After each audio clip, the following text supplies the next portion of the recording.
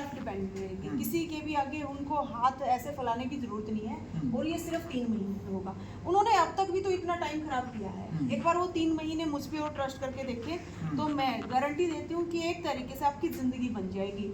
जो अभी तक आप घर पे बोर हो रहे थे या फिर कुछ करने की सोच रहे थे, कर नहीं पा रहे थे, तो एक बार सिलाई को मौका दीजिए। और इसमें बेनिफिट क्या रहता है, इतना पैसा कमा सकते हो स्टार्टिंग में, वो आपका घर का और आपका सारा खर्च निकाल सकते हैं, और बाद में तो लाखों में देते हैं वो बच्चे स्टार्ट, और वो भी सिर्फ 3 महीने के बाद ही, और उसके बाद तो फिर लाखों की कमाई करते हैं, और वो भी बहुत ही तरीके से। बिल्कुल। आप सिलाई के क्षेत्र में मतलब आपकी मिनिमम कमाई कितनी थी एक महीने की, तब आपने शुरुआत की थी? यूँ लगा लीजिए बस 3 से 4 हज़ार की होगी, बस। ज़्यादा बताई होगी क्या पता मैंने, तो बहुत ही थोड़ी।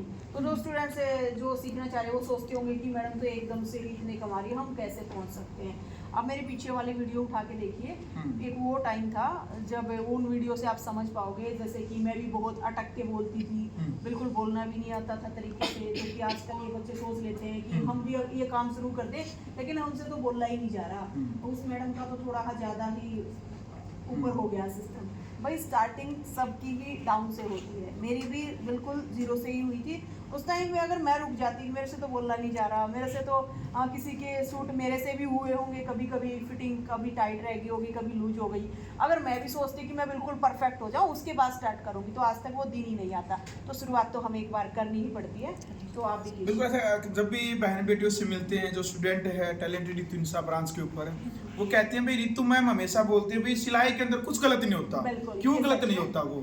सिलाई के अंदर इसलिए गलत नहीं होता भैया, क्या हो सकता है सिलाई में, कुर्ती टाइट हो जाएगी, कोई भी ब्लाउज पहनना, ड्रेस पहनी हो टाइट हो जाएगी, तो वो लूज हो सकती है, फैब्रिक होता है, और अगर लूज हो गई तो वो टाइट हो जाएगी। अब क्या होता है इसमें, कहीं से भी जैसे कि कोई आर्म होल है वो टाइट हो जाएगा तो उसको हम लूज कर सकते हैं, लूज हो गया तो टाइट कर सकते हैं, बड़ा नेक हो गया उसको छोटा कर सकते हैं, हम छोटा हो गया उसको बड़ा कर सकते हैं डिजाइन से। कहीं से गलत कट हो गया तो फैशन हो जाता बन जाता है। तो इसमें कुछ गलत सच में नहीं होता। अभी इसको कोई चाहे तो इसको बंद कर ले, ये कट कर दिया तो ये फैशन बन गया। तो यही चीज होती है, कहीं से गलती से भी कट हो जाए तो उसमें कोई भी डिजाइन फील किया जा सकता है, और वो डिजाइन ऐसा बन जाता है नेक्स्ट टाइम क्लाइंट फिर वही डिजाइन मांगता है। ऐसे डरते हैं जब उनको डरा दिया जाता है, तो सबसे पहले तो मैं यही डर निकालती हूँ उनका, इस सिलाई में कुछ भी गलत नहीं होता, तो उनका डर निकल गया तो वो आगे अपने आप ही हो जाता है। बिल्कुल भाई, और लगातार जो रिव्यू है बहन बेटियों के वो यही बात बताने लगे भाई सिलाई के साथ साथ मैंने देख सिलाई तो भाई जो आप फीस देने लग रहे हैं एक पार्ट है, सिलाई आपने 3 महीना कोर्स करना पड़ेगा, लेकिन साथ साथ में जो आत्मविश्वास, मनोबल, जो कॉन्फिडेंस है, पॉजिटिव जो एनर्जी है वो आपके अंदर आ जाती है। बहुत सारी बहन बेटियां जो गृहस्थी जीवन जीने लग रही थी, जिनको भाई ये समझ नहीं आ रहा था कि भाई हमने जीवन में क्या करना है, 15 साल 16 साल यानी 18 साल से लेकर के 65 साल की महिलाएं, बुजुर्ग महिलाएं भी इस लाइन के अंदर सिलाई क्षेत्र के अंदर वो कदम रख चुकी है और टैलेंटेड रितु इंसा से कोर्स लेने लग रही है। अच्छा बेबे, एक बात तो मैं नोटिस की, मैं सोनीपत गया हुआ था, एक 60 साल की महिला थी, मैंने उसको आंटी कह दिया तो बोली बोला किसी को आंटी नहीं कहना, सबको दीदी बोलना है। यहाँ पे हमारे ये रूल है, कोई किसी को आंटी नहीं बोल सकता, दीदी बोल सकते हैं, क्योंकि आप जबरदस्ती उनको बड़ा फील कराते हैं। तो हम नहीं चाहते कि कोई अपने ऊपर ले जाए कि मेरी एज हो चुकी है नहीं सीखना चाहिए, तो नहीं, हम बोलते हैं कि आपस में दीदी बोलो ताकि उनको लगे कि हाँ अभी बहुत है। तो देखा होगा बहुत सारी बुजुर्ग लेडीज हैं जो मेरी माता से भी बड़ी बड़ी वो मुझसे सीख रही है, तो मुझे बहुत प्राउड फील होता है अपने आप में कि इतने मतलब मेरे पेरेंट्स से सम्मान बंदों को मैं सिखा पाऊँ। बिल्कुल, उम्र से बड़े हो भाई, देखो ये टैलेंट ही है इसलिए आपने नाम क्या टैलेंटेड लगा।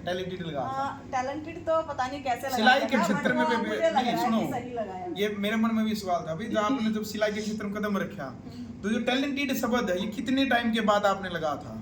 ये सच बताऊं बिल्कुल रियल स्टोरी। मैं जब मैंने YouTube चैनल स्टार्ट किया तो मैं सोच रही थी मेरा कुछ ऐसा यूनिक नाम होना चाहिए जिससे कि एकदम से देखते ही बंदे पे असर पड़े, ये ऐसा क्या, इसको तो खोल के देखना चाहिए। तो मैं सोचती रहती क्या, मैंने इतने सारे नाम रख लिए, मल्टी टैलेंटेड रितु इंसा, टैलेंटेड रितु इंसा, फिर सोचा ये बड़े बड़े हो रहे हैं, कभी सोचती टैलेंटेड रितु, मतलब समझ नहीं आ रहा था ऐसे ही। और ये टैलेंटेड में लगा इसलिए रही थी कि मैं बहुत सारे काम सीख चुकी थी, जितनी मैं कमाई सिलाई से करती थी तो सारे के सारे अपने ऊपर लगा के कुछ ना कुछ नया सीखती थी, तो मैं कोई भी काम छोड़ नहीं पा रही थी कि मैं कौन सा काम पकड़ूं कौन सा।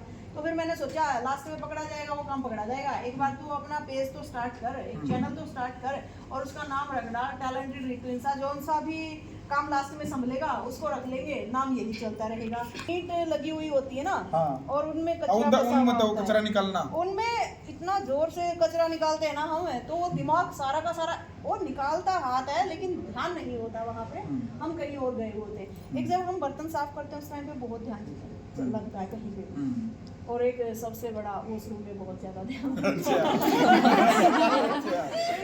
के बाद बस मैंने सोचते ही साथ अपना पेज बनाया और बस ये फैल गया। बिल्कुल भाई, और तारीफ ज्यादा है इस बात पर नहीं है जहाँ पर टैलेंटेड रितु इंसा के चर्चे नहीं हो गई, चाहे वो गांव की गलियां है या फिर शहर के बड़े बड़े बाजार है, बड़े बड़े मॉल या शोरूम है, हर जगह टैलेंटेड रितु इंसा का जिक्र होता है।